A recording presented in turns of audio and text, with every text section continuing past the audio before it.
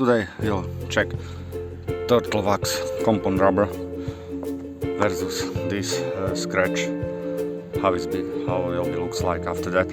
First of all, you need to clean properly. After that, use the Turtle Wax compound to take it out and how to use it. Now I will show you just the result, how to finish once it's done, because I don't have time to record. And after that, use the balsam quick polish, which will be used on the top. Okay, that means clean, wax and polish. Okay, let's go do it and show you the result.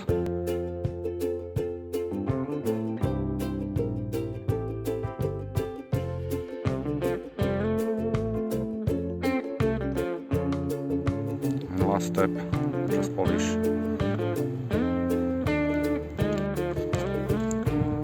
Yeah, and it's done. It looks much better.